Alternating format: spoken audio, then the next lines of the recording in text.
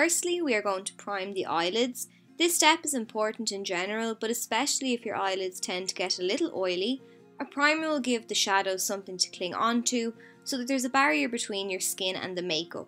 But this way the oils won't disrupt the eyeshadows, they won't crease, and it'll just give the shadows some extra staying power. I'm using the Urban Decay Vice 4 palette today, and I know you all love your neutral looks, so I'm starting out with one of those. Now, there isn't too much to this look, it's actually very simple. I'm beginning with the shade Bitter and I'm sketching out a line on the outer portion of my eye, and then we can move on to the next step.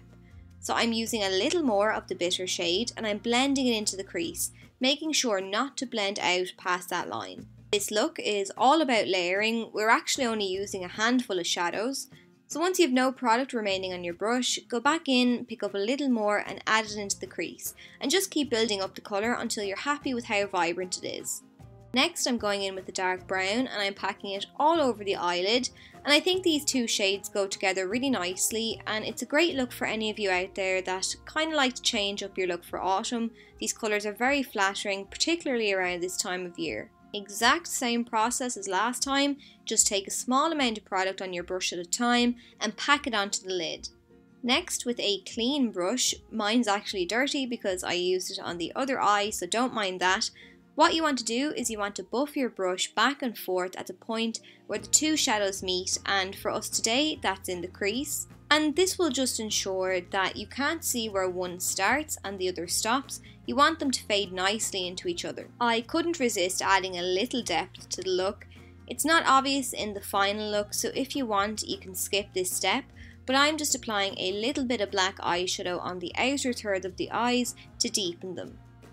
I like to then go around the edges of the shadows with a skin tone shade to ensure that the blending is seamless. You can also use the product in this way as a rubber or an eraser to pull down the shadow if you've blended it up too high.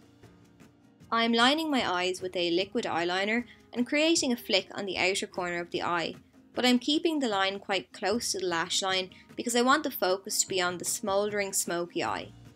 Now that I have my liner finished, I'm going to apply some lashes, and I'm placing the eyelash just above the lash line right in the centre, and then I'm going to tack down the edges. And because we have that liner on, it's going to help conceal the lash band. In terms of the shadows, what I've done to the top, I'm going to do to the bottom now. So I'm applying that Bitter shade all along the lower lash line, followed by that dark brown eyeshadow, and then to finish off the look, I'm going to apply a few coats of mascara to blend my own lashes in with the false ones. And then that's it.